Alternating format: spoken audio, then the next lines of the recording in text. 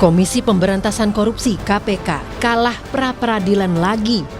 Yang terbaru, Hakim Tunggal PN Jakarta Selatan, Afrizal Hadi, mengabulkan sebagian gugatan pra-peradilan Gubernur Kalsel, Sahbirin Nur. Di sidang putusan penetapan tersangka kasus dugaan suap lelang proyek di Provinsi Kalimantan Selatan. Hakim menyatakan penetapan Sahbirin Nur sebagai tersangka oleh KPK tidak sah dan tidak punya kekuatan hukum mengikat. Bahkan, Hakim menyatakan perbuatan Komisi Anti Rasuah sebagai perbuatan sewenang-wenang. Atas nama saudara tidak sah, tidak berdasarkan atas hukum dan oleh karena diberikan atau tidak beri kekuatan publikan. Namun menghukum kembang untuk bagian dari jumlahnya 7 menolak selain dan selebihnya. Hakim juga menyatakan surat perintah penyidikan atau sprindik dinyatakan tidak berlaku. Namun demikian, KPK menyatakan proses penyidikan terhadap kasus dugaan korupsi di Kalimantan Selatan tetap berjalan. KPK juga akan meninjau proses hukum serta mendalami berbagai informasi yang tidak menutup kemungkinan untuk menerbitkan sprindik baru. Pra-peradilan ini hanya menguji dari aspek formil saja, bukan aspek material. Tentunya tidak berpengaruh terhadap penyidikan yang sudah berjalan ya, yang tersangkanya sudah dilakukan penahanan dan nanti akan dilihat perkembangannya apakah penggalian informasi, penggalian keterangan yang dilakukan oleh penyidik ini nanti akan dapat kembali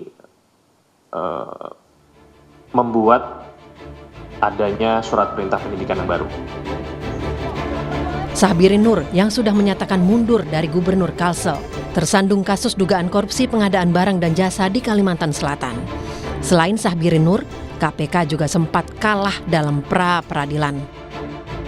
Wamenkumham Edi Hiarij pada 2023 lalu untuk dugaan keterlibatannya atas gratifikasi dari Direktur Utama PT Citra Lampia Mandiri atau CLM, Helmut Hermawan, sebesar 7 miliar rupiah.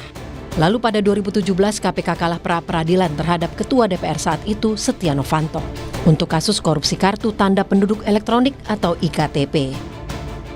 Kemudian terhadap Budi Gunawan pada 2015. Saat itu Budi Gunawan menjabat sebagai Kepala Lembaga Pendidikan Kepolisian atau Kalemdikpol untuk kasus dugaan gratifikasi ketika menjabat sebagai Kepala Biro Pembinaan Karir Karobinkar, Deputi SDM Polri.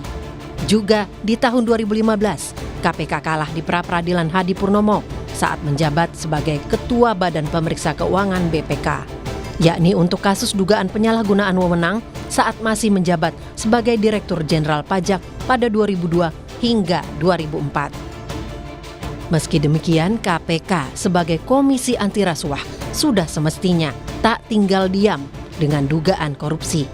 Pasalnya, tindakan-tindakan pencegahan agar tidak terjadi tindak pidana korupsi, serta monitor penyelenggaraan negara sudah menjadi tugas dan wewenang KPK sesuai undang-undang. Tim Liputan, Kompas TV.